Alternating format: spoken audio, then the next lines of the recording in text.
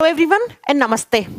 आज की इस वीडियो में हम जानने वाले हैं कि एचआईवी एड्स कैसे होता है और इसके लक्षण क्या हैं, और अगर एचआईवी एड्स किसी इंसान में हो जाता है तो उसकी बॉडी के अंदर क्या क्या चेंजेस यानी क्या क्या बदलाव देखने को मिलते हैं, और एचआईवी एड्स के लिए कौन सा टेस्ट किया जाता है, और एचआईवी एड्स किस वायरस के इन्फेक्शन से होता है। तो आज की इस वीडियो में हम ये सारे के सारे क्वेश्चंस के आंसर आप लोगों को मिलने वाले हैं। चलिए फिर स्टार्ट करते हैं इस सेशन को, जिस सेशन के अंदर हम पूरा का पूरा कंप्लीट तरीके से एचआईवी एड्स के बारे में जानने वाले हैं। इसके साथ मैं आपको बता दूं कि 10 नवंबर रात को 8 बजे हमारे YouTube चैनल पर आपको फ्यूचर टाइम्स कोचिंग की तरफ से कुछ नए सरप्राइज गिफ्ट के तौर पे आपको कुछ नई बातें बताई जाएंगी और कुछ छोटा सा एक बदलाव होने वाला है। अब ये क्या बदलाव होने वाला है उसको जानने के लिए आपको 10 नवंबर रात 8 बजे हमारे फ्यूचर टाइम्स कोचिंग के चैनल पे आपको आना है सभी को। चलिए फिर स्टार्ट करते हैं एचआईवी एड्स के बारे में। सबसे पहले जब भी हम एचआईवी एड्स के बारे में बात करते हैं तो दो चीजें आपके सामने आती हैं। एचआईवी एड्स एड्स बीमारी का नाम है, एचआईवी वायरस का नाम है। पहला क्वेश्चन तो एग्जाम में भी यहीं से बन जाता है। सबसे पहले आपको इस बात को बहुत अच्छे से जानना होगा कि जो एड्स है, एड्स बीमारी का नाम है, एड्स डिजीज का नाम है, और एड्स का फुल फॉर्म होता है acquired immuno deficiency syndrome. Acquired immuno deficiency syndrome, acquired का मतलब होता है अर्जित करना, जो बीमारी आप एक्वायर कर रहे हैं। इम्यूनो का मतलब इम्यून सिस्टम, डेफिशिएंसी का मतलब कमी, एंड सिंड्रोम का मतलब होता है क्लस्टर ऑफ सिम्टम्स। ऐसी बीमारी जिसको आप एक्वायर करते हैं और एक्वायर करते ही आपके इम्यून सिस्टम में कमी आ जाती है, आपका जो रोगों से लड़ने का प्रतिरोधक क्षमता है उसमें कमी आ जाती है, और इस बीमारी के अंदर बहुत सारे लक्षण एक साथ देखने को मिलते हैं। सिंड्रोम टर्म का मीनिंग ही क्या होता है? क्लस्टर ऑफ सिम्टम्स, यानी कि बहुत सारे लक्षण एक साथ देखने को मिल जाएं। तो एड्स बीमारी का नाम है। अब ये एड्स किसकी वजह से होती है? तब आप क्या बताएंगे? ये एक वायरस की वजह से होती है। कौन सा virus? HIV virus. HIV virus का फुल फॉर्म होता है human immuno deficiency virus. Again वो वायरस, वो विषाणु जिसके हमारे बॉडी में एंटर करते ही इम्यून सिस्टम में कमी आ जाए, जो इम्यूनो डेफिशिएंसी ले आए, जो हमारी प्रतिरोधक क्षमता, जो रोगों से लड़ने की प्रतिरोधक क्षमता होती है, उसके अंदर कमी ले आए जो वायरस। तो वायरस जो इन्फेक्शन करता है, जो किसी एचआईवी पॉजिटिव पर्सन के अंदर मिलता है वायरस, उस वायरस को एचआईवी वायरस कहते हैं। और ये वायरस क्या करता है? तो ये वायरस सिंपल सी चीज है कि ये वायरस उस इन्फेक्टेड पर्सन के बॉडी के अंदर इम्यून सिस्टम में कमी ले आता है। जैसे ही ये वायरस किसी भी पर्सन के बॉडी में एंटर कर जाते हैं तो एंटर करते ही क्या करते हैं? उस इंसान का जो इम्यून सिस्टम है उस पर अटैक करते हैं और उसकी इम्यूनिटी लो कर देते हैं, यानी कि उसकी जो रोगों से लड़ने की प्रतिरोधक क्षमता होती है उसमें कमी ले आते हैं। अगर हम इस वायरस के बारे में थोड़ा सा डिटेल में चलते हैं तो ये वायरस किस फैमिली से बिलोंग करते हैं? एचआईवी वायरस को किस फैमिली से बिलोंग करते हैं? ये रेट्रो वायरस होते हैं, ये रेट्रो फैमिली से बिलोंग करते हैं। और ये किस टाइप के वायरस हैं? मतलब कि इनका जेनेटिक मटेरियल क्या है, इनका आनुवंशिक पदार्थ क्या है। जैसे आपने पढ़ा होगा कोरोना वायरस का क्या जेनेटिक मटेरियल होता है, हेपेटाइटिस वायरस का क्या होता है, ठीक वैसे ही जो एचआईवी वायरस होते हैं इनका जेनेटिक मटेरियल होता है आरएनए। इसका मतलब ये वायरस हैं, इनका आनुवंशिक पदार्थ कैसा होता है, डीएनए या आरएनए? तो आप कहेंगे ये बेसिकली आरएनए वायरस होते हैं। तो क्वेश्चन क्या क्या बने कि एड्स बीमारी का नाम है जिसका फुल फॉर्म होता है एक्वायर्ड इम्यूनो डेफिशिएंसी सिंड्रोम, है ना, और सिंड्रोम का मतलब होता है क्लस्टर ऑफ सिम्टम्स, बहुत सारे लक्षण एक साथ आ जाएं। क्योंकि बेसिकली होता क्या है, जैसे ही आपके बॉडी में एचआईवी वायरस आ जाता है तो ये वायरस उस इंसान के इम्यून सिस्टम पे अटैक करता है और उसका इम्यून सिस्टम जो है उसमें कमी ले आता है और उस इंसान की इम्यूनिटी लो हो जाती है, उसकी रोगों से लड़ने की प्रतिरोधक क्षमता में कमी आ जाती है। इसीलिए उस इंसान के अंदर बहुत सारे बीमारियों के लक्षण एक साथ देखने को मिलेंगे। भाई अगर मेरा इम्यून सिस्टम कमजोर होगा तो मेरे अंदर सारे के सारी बीमारियां एक साथ आ सकती हैं, है ना, बहुत सारे लक्षण एक साथ देखने को मिलेंगे। और ये जो वायरस है ये रेट्रो फैमिली से, ये कौन से परिवार से बिलोंग करते हैं? ये रेट्रो परिवार से बिलोंग करते हैं, और इनका जो जेनेटिक मटेरियल होता है वो आरएनए होता है, डीएनए नहीं। बेसिकली ये आरएनए वायरस हैं। तो इस वायरस की वजह से ये बीमारी होता है। और ये जो सिम्टम दिया हुआ है, ये जो यहाँ पे सिंबल बना हुआ है, ये HIV एड्स के लिए सिंबल यूज किया जाता है। ये सिंबल आपने देखा होगा 1 दिसंबर को, हर साल 1 दिसंबर को हम HIV एड्स डे मनाते हैं और उस दिन हम लोगों को जागरूक करते हैं इस बीमारी के बारे में कि इस बीमारी से कैसे बचाव करना चाहिए। अगर ये बीमारी हो जाती है तो हिचकिचाना नहीं, आपको डॉक्टर के पास जाना है और इसका जो ट्रीटमेंट है, जो उपचार है, उसको प्रॉपर तरीके से आपको फॉलो करना है, राइट। तो ये जो सिंबल जहां पर भी बना हुआ होता है, ये सिंबल इंडिकेट करता है एड्स को या HIV एड्स को। अब बात करते हैं बच्चा, नेक्स्ट पॉइंट पे चलते हैं कि HIV एड्स है, मतलब HIV वायरस है, ये ट्रांसमिट कैसे होते हैं। बहुत सारे लोगों को अलग अलग प्रकार के भ्रम होते हैं कि साथ खाना खाने से या जिस इंसान को HIV एड्स होता है उसका जूठा खाना खा लेने से HIV एड्स हो जाता है, या किसी इंसान को ऐसा लगता है अगर किसी के परिवार में HIV एड्स का पेशेंट है तो उस घर में जाना नहीं चाहिए। ये सिर्फ भ्रम है, क्योंकि बच्चा मैं आपको एक पॉइंट क्लियर कर दूं, यहां पर HIV वायरस जो है वो खून से ही खून में ट्रांसमिट होता है। बेसिकली एक इंसान को अगर HIV एड्स है, अगर इस इंसान का खून किसी नॉर्मल इंसान के खून से कांटेक्ट में आ गया तब ही जाकर HIV वायरस ग्रो करते हैं। इसीलिए आज की इस वीडियो में मैं आपको सारी बातें बताने वाली हूं कि HIV एड्स किस तरीके से ट्रांसमिट होता है और किस तरीके से नहीं हो सकता है। तो ये वीडियो बहुत जरूरी है, जितना ज्यादा आप इस वीडियो को शेयर करेंगे तो उतने ज्यादा लोगों के पास इसकी इंफॉर्मेशन भी जाएगी और एक बहुत अच्छी और सही इंफॉर्मेशन भी पहुंचना बहुत जरूरी होता है। सबसे पहले HIV एड्स कैसे ट्रांसमिट होता है। सबसे मेजर जो कॉज है, सबसे बड़ा जो कारण है, जिस कारण की वजह से इंडिया में या फिर जितने भी सारे कंट्रीज में एड्स फैलता है, वो सबसे ज्यादा अगर HIV पॉजिटिव पर्संस मिलते हैं, उनका मेन रीजन या मैं कहूं 80 से 85% जो रीजन है, उसका रीजन ये फर्स्ट दिया हुआ अनप्रोटेक्टेड सेक्सुअल इंटरकोर्स के थ्रू। यानी कि अनप्रोटेक्टेड सेक्सुअल इंटरकोर्सेस का मतलब होता है कि जब दो मेल या फीमेल मेल के बीच में जब सेक्सुअल इंटरकोर्सेस होता है तो वो उस समय अगर कोई एक पर्सन HIV पॉजिटिव है तो उस पर्सन से दूसरे पर्सन को भी HIV वायरस जा सकता है उसके बॉडी में। फॉर एग्जाम्पल अगर हम फीमेल की बात करते हैं तो फीमेल के वेजाइना से जो डिस्चार्ज होता है, अगर वो फीमेल अगर HIV पॉजिटिव पर्सन है तो अगर उस फीमेल के साथ सेक्सुअल इंटरकोर्सेस किसी ने अगर बनाए तो उस फीमेल के वेजाइनल डिस्चार्ज से जो मेल का सीमेन होता है यानी कि वीर्य होता है उसमें भी ग्रो कर सकते हैं ये HIV वायरस। तो अप्रोक्स ऐसा देखा गया है कि 80 से 85% जो केसेस आते हैं वो इसी रीजन की वजह से आते हैं कि महिला से पुरुष में और पुरुष से महिला में अनप्रोटेक्टेड सेक्सुअल इंटरकोर्सेस के थ्रू मेल से फीमेल और फीमेल से मेल में ये HIV वायरस चले जाते हैं, है ना। यानी कि ये एक यौन संचरित रोग है, यानी कि ये एक STD है। STD का मतलब ये एक सेक्सुअली ट्रांसमिटेड डिजीज है, क्योंकि ये सेक्सुअल इंटरकोर्सेस के थ्रू या तो वेजाइनल डिस्चार्ज से मेल के सीमेन में या मेल सीमेन से फीमेल के वेजाइनल डिस्चार्ज से होता हुआ फीमेल बॉडी में एंटर कर जाता है ये वायरस। तो पहला रीजन हो गया अनप्रोटेक्टेड सेक्सुअल इंटरकोर्सेस। दूसरा क्या होता है, शेयरिंग नीडल्स। हॉस्पिटल में अक्सर ये केस देखने को मिलता है कि एक इंजेक्शन लगाया, नीडल यूज की, और अगर वो नीडल एक ऐसे इंसान को लगा दी है जिस इंसान को के बॉडी के अंदर ये HIV वायरस है, यानी कि वो HIV पॉजिटिव है। HIV पॉजिटिव है तो अगर उसको इंजेक्शन लगाया तो कभी कभार क्या होता है, इंजेक्शन में बबल आ जाता है, जिसकी वजह से क्या होता है, वैक्यूम बन के उस नीडल में खून आ जाता है। अब अगर सेम सिरिंज किसी दूसरे पर्सन को लगा दी, किसी दूसरे इंसान को वो सुई लगा दी, तो उस इंसान का खून और उस इंसान का खून मिल गया और खून का खून से मिलना हो गया। इसका मतलब इस इंसान का, जो इंसान HIV पॉजिटिव था जिसको पहले इंजेक्शन लगा था, उस इंसान का खून अब कांटेक्ट में आ चुका है एक नॉर्मल इंसान के ब्लड के कांटेक्ट में, तो अब इस इंसान से इस इंसान को भी हो जाएगा। ये हॉस्पिटल्स में बहुत ज्यादा देखा जाता है, इसीलिए कहा जाता है कि जब भी आप कभी भी इंजेक्शन वगैरह लगवाएं तो हम हमेशा देखें कि जो सिरिंज है वो स्टरलाइज की हुई है और वो नया एक पैक में बंद है कि नहीं है, एक नया सिरिंज ही यूज करें।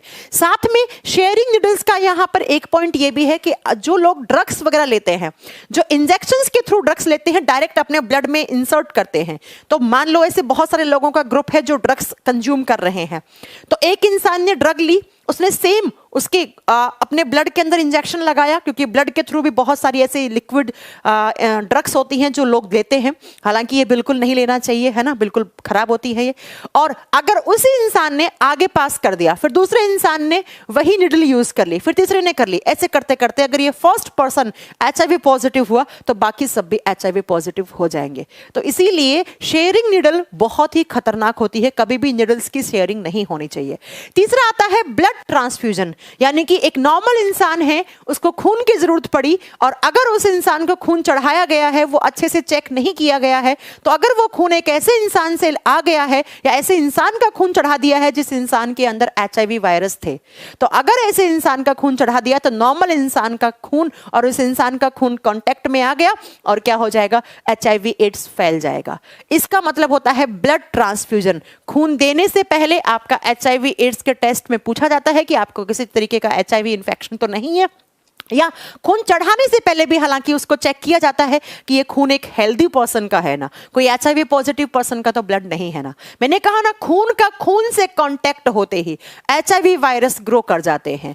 यहां पर कैसे हो रहा था इस केस में यहां पर सीमेन और वेजाइनल डिस्चार्ज के थ्रू हो रहा था, यहां पर भी ब्लड का ब्लड से मिलना हो रहा है, यहां पर भी ब्लड का ब्लड से मिलना हो रहा है।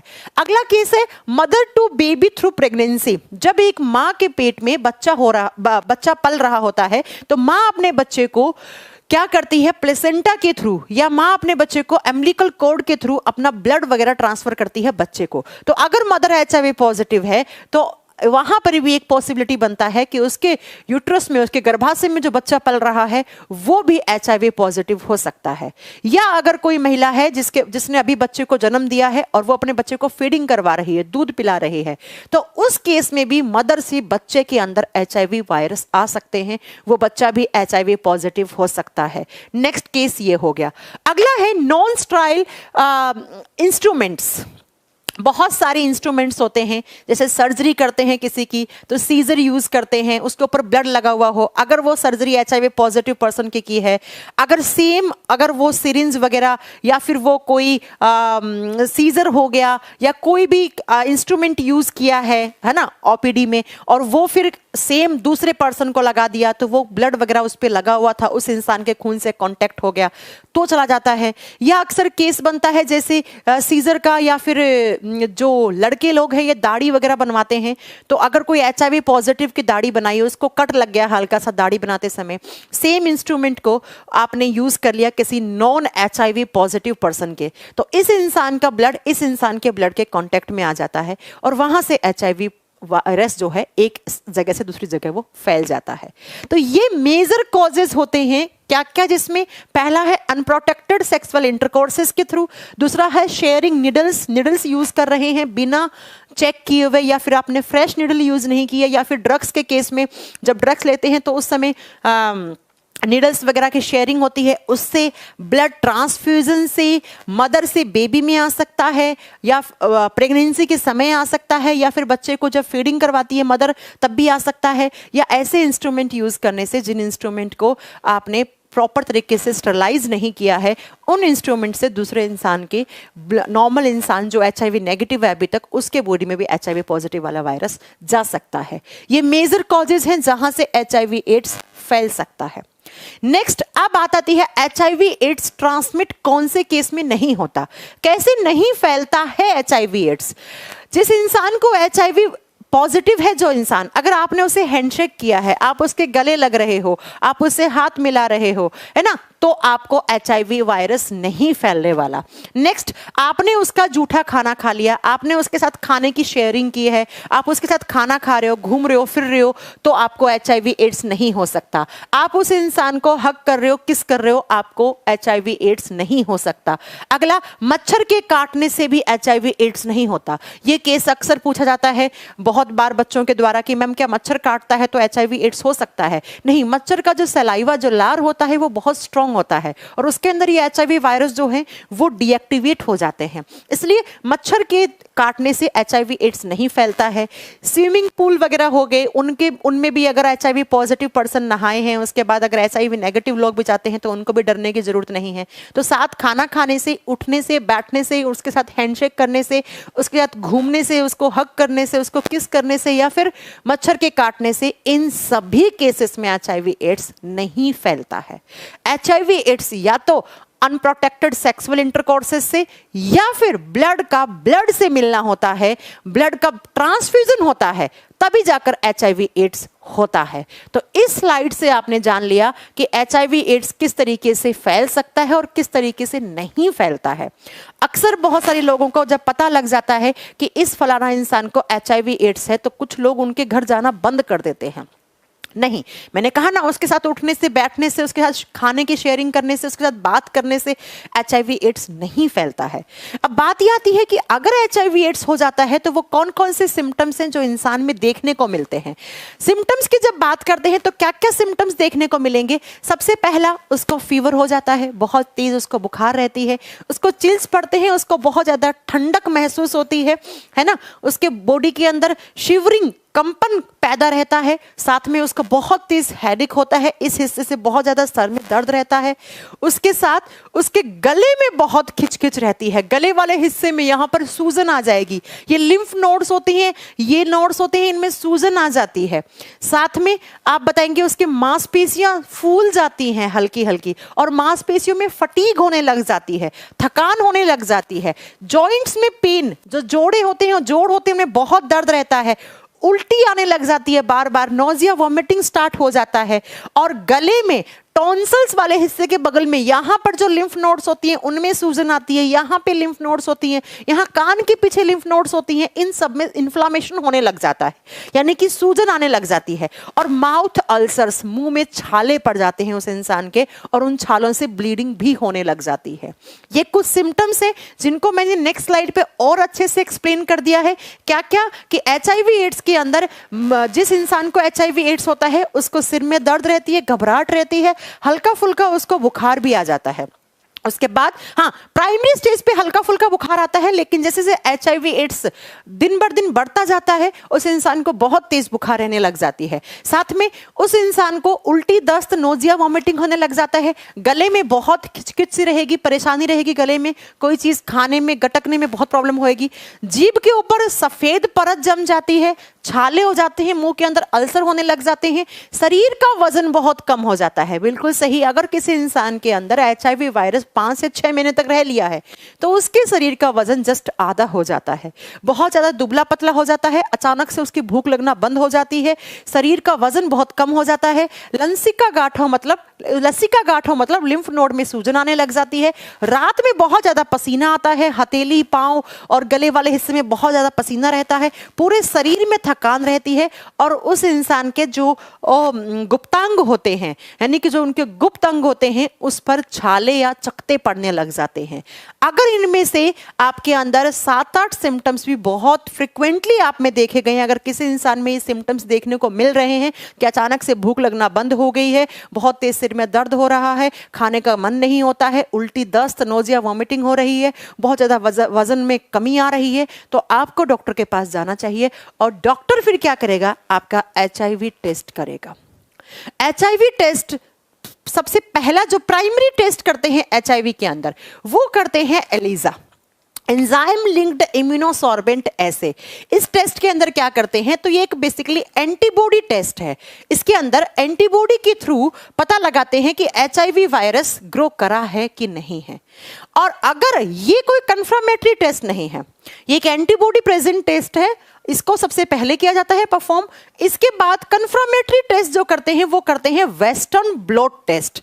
कौन सा करते हैं, वेस्टर्न ब्लोटिंग टेस्ट करते हैं, वेस्टर्न ब्लोट किया जाता है। तो ये 2 टेस्ट हैं जो HIV एड्स के लिए किए जाते हैं। प्राइमरी स्टेज पर आपका एंजाइम लिंक्ड इम्यूनोसॉर्बेंट ऐसे बोले तो ELISA किया जाता है, और फिर कंफर्मेटरी टेस्ट अगर आपसे पूछ ले एग्जामिनर तो वो कौन सा होता है, वो वेस्टर्न ब्लोट किया जाता है। और वेस्टर्न ब्लोट में अगर कंफर्म हो गया है कि आपके बॉडी के अंदर HIV वायरस हैं तो आप HIV पॉजिटिव हैं, और अगर ये HIV वायरस नहीं है आपके ब्लड के अंदर, किसी भी एंटीबॉडी टेस्ट में नहीं पाए गए हैं, तो आप HIV नेगेटिव पर्सन हैं। अब बात आती है नेक्स्ट पॉइंट पर कि मैम ये जो HIV एड्स है, क्या इसका कोई इलाज है? देखो, HIV एड्स का इलाज अभी तक अगर आप पूछो वैक्सीन है, तो वैक्सीन तो अभी तक नहीं बनाया गया है किसी भी कंट्री के द्वारा। लेकिन अगर प्राइमरी स्टेज पर किसी भी इंसान में ये HIV वायरस पकड़े जाते हैं तो क्या किया जाता है? तो कुछ मेडिसिन्स होती हैं, जैसे एजिडोथाइमिडीन वगैरह, ये कुछ मेडिसिन्स होती हैं, इनको देकर उस इंसान के इम्यून सिस्टम को थोड़ा सा स्टेबल किया जाता है ताकि उस इंसान का इम्यूनिटी बिल्कुल ही खत्म ना हो। लेकिन इस वायरस का आज तक किसी भी कंट्री के पास कोई वैक्सीनेशन नहीं है, कोई टीकाकरण नहीं है। क्यों नहीं है? ऐसा नहीं है कि साइंटिस्ट लोगों ने टीका बनाने की कोशिश नहीं की है, समय समय में बहुत बार कोशिश की गई है, लेकिन HIV एड्स का जो वैक्सीनेशन है वो पॉसिबल नहीं हो सकता, बिकॉज HIV वायरस जो है वो एक RNA वायरस है और ये इतना जल्दी अपने नए नए म्यूटेंट जिस इंसान के बॉडी में होता है, उस इंसान के बॉडी में अपने नए नए म्यूटेंट, नए नए वेरिएंट, हर दिन नए नए वेरिएंट बनाता रहता है। अब मुझे एक बात बताओ, हर एक म्यूटेंट के लिए, हर एक वेरिएंट के लिए एक वैक्सीन लगता है पर्टिकुलर, तो आप कितने वैक्सीन लगाओगे? आज आपने एक, मान लो सपोज करो कि आपने एक अल्फा नाम का, मान लो एक वेरिएंट है, उसके खिलाफ आपने एक वैक्सीन लगवा लिया। अब 2 दिन बाद आपका उस अल्फा वेरिएंट के अलावा एक दूसरा नया म्यूटेंट बन के तैयार हो गया आपके बॉडी में, फिर 3 दिन बाद दूसरा वेरिएंट बन गया, बिकॉज ये एक RNA वायरस है और ये बहुत ही खतरनाक वायरस है। ये वायरस बहुत जल्दी अपनी फोटोकॉपी तैयार करके और नए नए वेरिएंट में कन्वर्ट होता जाता है। इसलिए आज तक किसी भी कंट्री के पास, किसी भी देश के पास अच्छे तरीके का कोई वैक्सीन इस बीमारी के लिए अवेलेबल नहीं है। क्यों नहीं है? क्योंकि सक्सेस नहीं हो पाएगा, बिकॉज ये अपने नए नए वेरिएंट तैयार करता रहता है। अब कितने वेरिएंट के खिलाफ कितने आप बाहर से उसको इंजेक्शन लगाओगे, इसलिए इसका वैक्सीनेशन पॉसिबल नहीं है। लेकिन अगर प्राइमरी स्टेज पर पता लग जाता है कि HIV पॉजिटिव पर्सन है, तो उसको कुछ मेडिसिन्स होती हैं, मेडिकेशंस किया जाता है उसका, और मेडिकेशन प्रॉपर करके उसके इम्यून सिस्टम को स्टेबल किया जाता है। बहुत सारी मेडिसिन्स होती हैं, वो उनको दी जाती हैं, हैवी ड्रग्स दी जाती हैं उनको, यानी कि हैवी डोजेस दी जाती हैं मेडिसिन्स की। तो आज की इस वीडियो में आपने जाना कि HIV एड्स क्या होता है, HIV एड्स के क्या क्या लक्षण हैं और इससे किस तरीके से बचना चाहिए। HIV एड्स से बचने के लिए जब भी आप कभी भी कोई ब्लड ट्रांसफ्यूजन, मतलब ब्लड चढ़ा रहे हैं या किसी को ब्लड दे रहे हैं, तो उस ब्लड की जांच करनी चाहिए। आप कहीं पर भी कोई भी इंस्ट्रूमेंट यूज़ करवा रहे हैं या यूज़ कर रहे हैं, तो उन इंस्ट्रूमेंट को आपको देखना चाहिए कि बिल्कुल फ्रेश है ना ये, या फिर अगर आप कहीं HIV एड्स वाले जो पर्सन्स हैं उनका ब्लड किसी भी तरीके से आपके कांटेक्ट में ना आए, इस चीज़ का आपको ध्यान रखना है। और साथ में आप सबसे मेजर कॉज मैं आपको बता चुकी हूँ, अनप्रोटेक्टेड सेक्सुअल इंटरकोर्सेस से आपको बचना है, क्योंकि 80 से 85% केसेस अनप्रोटेक्टेड सेक्सुअल इंटरकोर्सेस के थ्रू ही फैलते हैं। राइट, चलिए फिर आज के इस वीडियो में आपने जाना HIV एड्स के बारे में। वीडियो कैसा लगा और मेरे द्वारा दी गई जानकारी आपको अच्छी लगी तो प्लीज़ इस वीडियो को शेयर कीजिएगा, ताकि जिन लोगों के पास HIV एड्स के बारे में इतनी इन्फॉर्मेशन नहीं है उनके तक पहुंचे ये वीडियो। और हमारे इस चैनल को सब्सक्राइब भी कर लीजिएगा। और साथ ही 10 नवंबर रात 8 बजे हमारे इसी YouTube चैनल पर आपको आना है, जहां पर आपको बताया जाएगा कि क्या ये एक छोटा सा बदलाव आप लोगों के लिए होने वाला है और ये बदलाव आप लोगों के लिए अच्छा कैसे है और आप लोग कैसे इस बदलाव में हिस्सा ले सकते हैं। सारी जानकारी आपको 10 नवंबर रात को 8 बजे हमारे इसी YouTube चैनल पर मिलेगी। तब तक के लिए अपना ध्यान रखिएगा। मिलेंगे नेक्स्ट सेशन में एक नई वीडियो के साथ। और अच्छी लगी वीडियो तो प्लीज़ चैनल को सब्सक्राइब कीजिए, लाइक कीजिए, वीडियो को शेयर भी कर दीजिएगा। Thank you so much.